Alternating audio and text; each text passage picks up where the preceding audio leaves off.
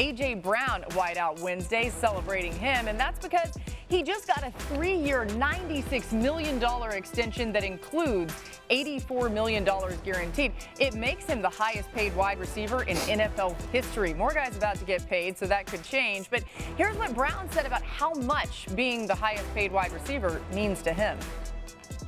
Nothing. Nothing. I want to prove it, Again, that is just a blessing, I can say. But, we don't play on paper, and nobody cares what's in the bank account when you step between them lines. He doesn't sound like somebody who just got paid, but that's how focused he is. Brown was not the only Eagle to get paid this offseason, as Philly also signed contract extensions with wide receiver Devontae Smith and offensive lineman Landon Dickerson and Jordan Mailata. The Eagles signed Saquon Barkley in free agency, but most of the additions came on defense, including Philly's first 2 picks in the draft. Cornerbacks, we love this pick, Quinyon Mitchell and Cooper DeJean. Significant changes were made to the coaching staff as well. Kellen Moore taking over as the offensive coordinator, while Vic Fangio will run the defense. Look, what needs to change in Philly, though, for them to be successful this season?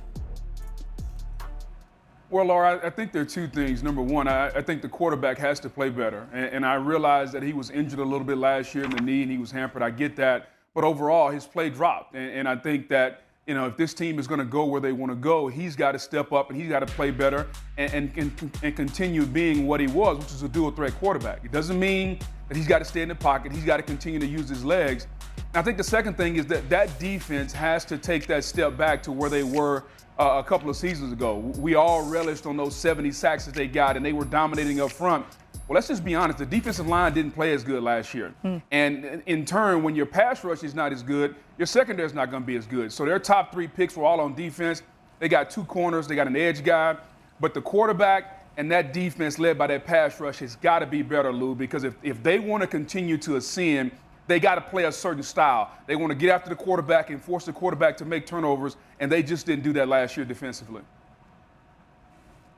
Yeah, and you know where all that starts, Boog. It starts with the plan that's put into place, especially by the 2 new coordinators that are occupying those roles this year, starting with Kellen Moore on the offensive side of the ball. We said it the day of the draft, the night of the draft, I should say the 3rd day of the draft, when we were kind of summarizing all the work that they had done this offseason, that Kellen Moore, man, look, you could not have more to work with here now in terms of the quality on the offensive line, the quality at the perimeter positions, the quality in the backfield at running back with Saquon, the quality of Jalen Hurts himself.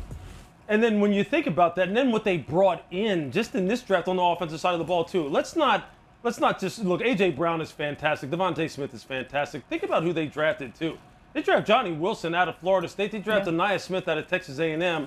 Got to see both of those guys this year. Are you kidding me? In 5th, 6th round, these guys?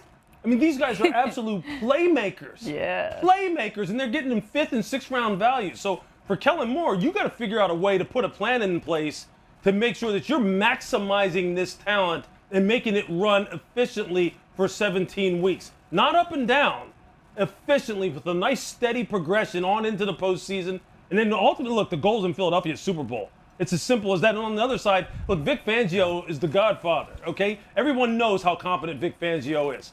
You got a lot of tools to work with. Get the young secondary to play better this year, and here we go. And then you're off to the races.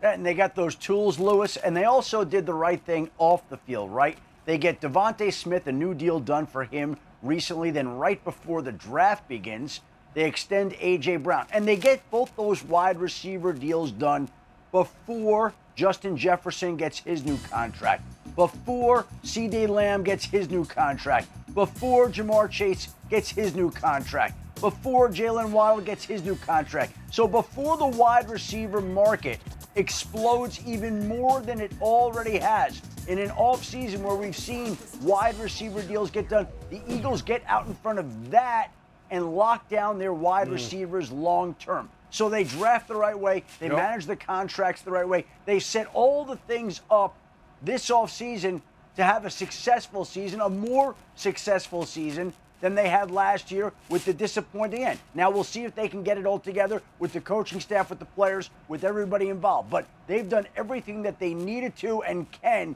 to put themselves in position to have a successful season.